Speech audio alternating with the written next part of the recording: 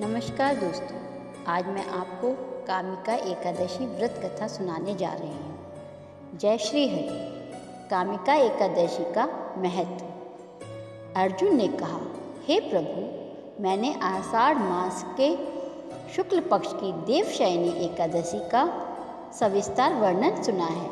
अब आप मुझे श्रावण माह के कृष्ण पक्ष की एकादशी की कथा सुनाने की कृपा करें। इस एकादशी का नाम क्या है, इसकी विधि क्या है, इसमें किस देवता का पूजन होता है, इसका उपवास करने से मनुष्य को किस फल की प्राप्ति होती है। भगवान श्री कृष्ण ने कहा, हे श्रेष्ठ धनुर्धर, मैं श्रावण मास की पवित्र एकादशी की कथा सुनाता हूँ। ध्यानपूर्वक सुनो। एक बार इस एकादशी की पावन कथा को भीष्म पितामह ने लोकहित के लिए नारद जी से कहा था। एक समय नारद जी ने कहा, हे पितामह, आज मेरी श्रावण के कृष्ण पक्ष की एकादशी की कथा सुनने की इच्छा है, अतः आप इस एकादशी के व्रत की कथा विधान सहित सुनाइए। नारद जी की इच्छा को सुन पितामह भीष्म ने कहा, हे नारद जी, आपने बहुत ही सुंदर प्रस्ताव किया है। अब आप ध्यानपूर्वक इसे श्रवण कीजिए। श्रावण माह के कृष्ण पक्ष की एकादशी का नाम कामिका एकादशी है। इस एकादशी की कथा सुनने मात्र से ही वाजपेय यज्ञ के फल की प्राप्ति होती है। कामिका एकादशी के उपवास में शंख, चक्र, गदाधारी भगवान विष्णु का पूजन होता है। जो मनुष्य इस एकादशी को धूप, दीप, नैवेद्य आदि से भगवान विष्णु की पूजा करते हैं, उन्हें गंगा स्नान के फल से भी उत्तम फल की प्राप्ति होती है। सूर्य ग्रहण और चंद्र ग्रहण में केदार और कुरुक्षेत्र में स्नान करने से जिस पुण्य की प्राप्ति होती है, वह पुण्य कामिका एकादशी के दिन भगवान विष्णु की भक्ति पूर्वक पूजा करने से प्राप्त हो जाती है। भगवान विष्णु की श्रावण माह में भक्ति पूर्वक पूजा करने का फल समुद्र और वन सहित पृथ्वी दान करने के फल से भी ज़्यादा होता है। व्यतिपात में गंडकी नदी में स्नान करने से जो फल प्राप्त होता है, वह फल भगवान की पूजा करने से मिल जाता है।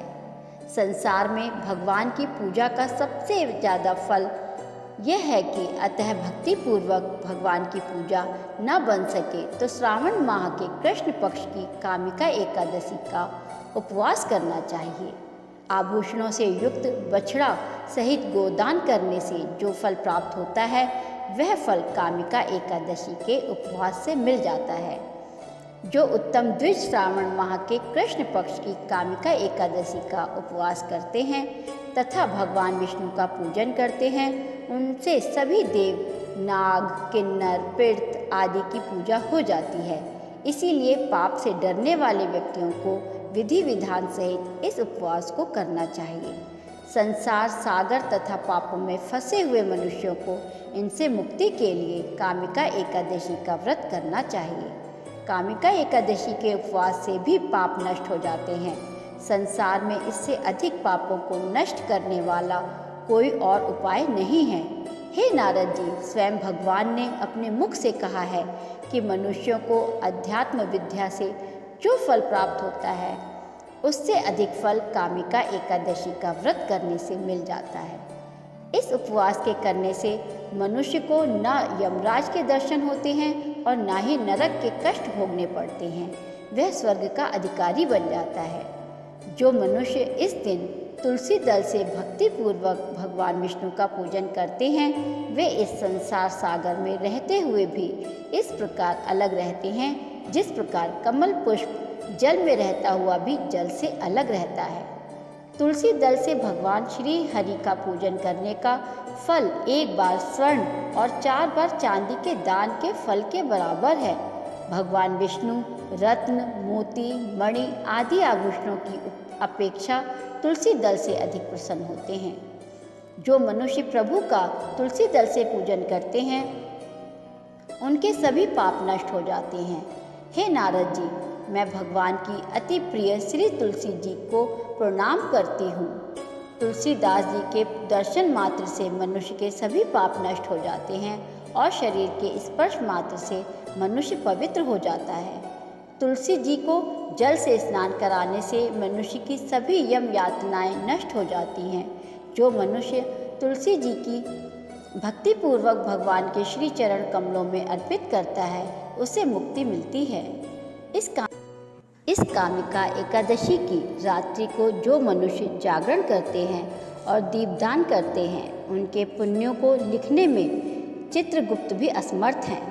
एकादशी के दिन जो मनुष्य भगवान के सामने दीपक जलाते हैं उनके पितर स्वर्गलोक में अमृत का पान करते हैं।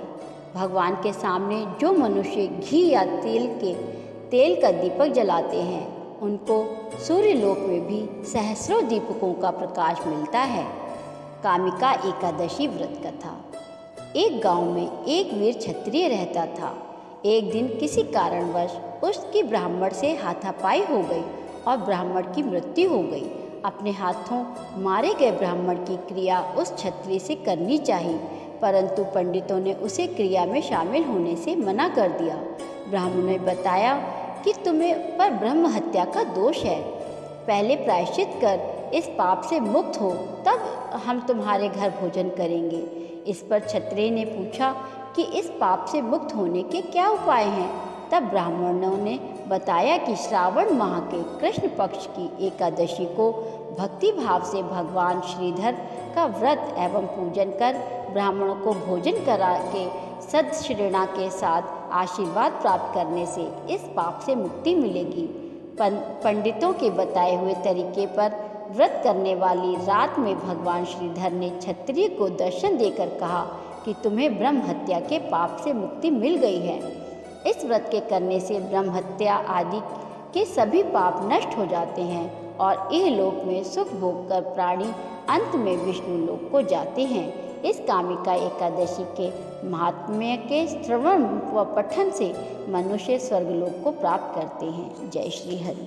राधे राधे।